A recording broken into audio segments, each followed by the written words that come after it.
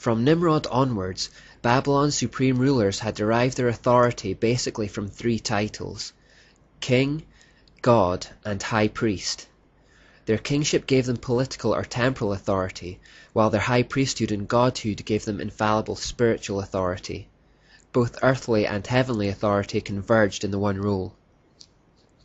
Now when Babylon was overthrown by the Medo-Persians, their king, high priest, and god at the time was Belshazzar. Belshazzar was killed, and so for the first time there was no direct successor to rule over the earthly Babylonian kingdom, but more importantly for us, there was no direct successor to the high priesthood of the mysteries, no figurehead. Not only that, but all the priests and sorcerers of the religion fled from Babylon to Pergamos, which is situated in modern-day western Turkey. There was this brief moment of chaos.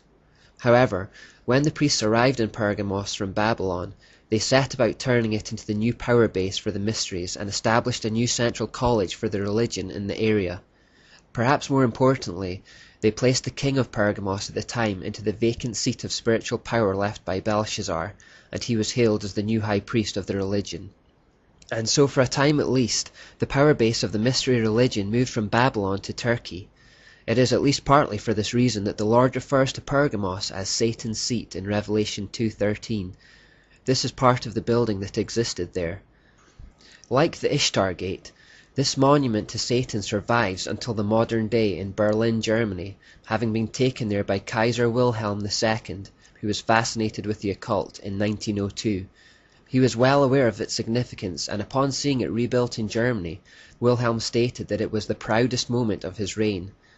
As the power base of the mysteries in ancient Pergamos, this monument may perhaps be considered the literal seat of Satan, a scene of ancient emperor worship and ritual slaughter of Christians.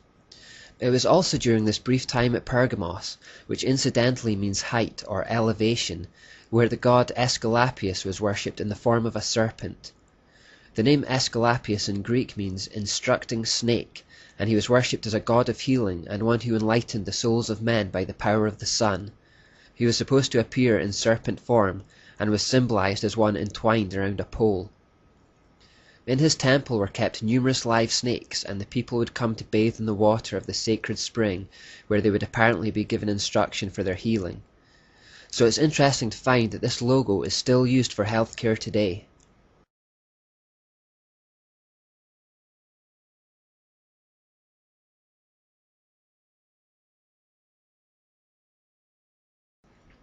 You may also see the following. This is called a caducus and is actually a result of confusion by people in the late 19th century who thought it represented the same thing as Aesculapius. This symbol has ancient associations with commerce, eloquence, deception and trickery, but it's still used for healthcare today regardless. You may notice it includes a winged sun disk. This symbol is normally associated with Egypt but was used by several other cultures. Thomas Milton Stewart explains. Horus, the virgin-born redeemer of the Egyptians, came into the world to destroy the enemies of the great sun god Ra. Therefore Horus changed himself into the form of the winged sun disk, and took with him the goddesses Nekhbet and Uatchit in the form of two serpents. After their successful war upon the enemies of Ra, Horus commanded Thoth, the god of secret wisdom, that the winged sun disk with the erect serpent should be brought into every sanctuary of all the gods of all the lands of the south and north. A similar sculpture exists on Mount Nebo in Jordan.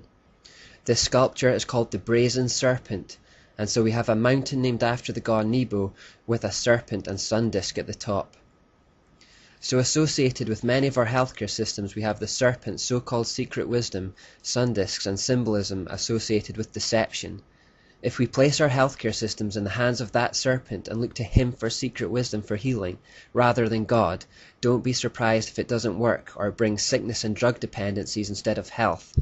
It is estimated that well over half of all Americans are now on prescription drugs for chronic illnesses, and that they now kill 300% more people than illegal drugs do.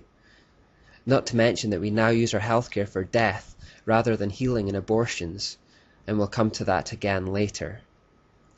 The situation at Pergamos lasted for several hundred years until around 133 BC, when Attalus, the last king of Pergamos, died, and left in his will all his dominions to the Roman people.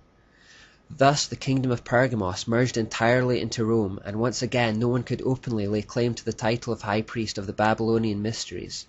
The position was vacant once more. At the time, the Roman Republic did not consider its rulers to be gods in the Babylonian style. This all changed, however, with Julius Caesar.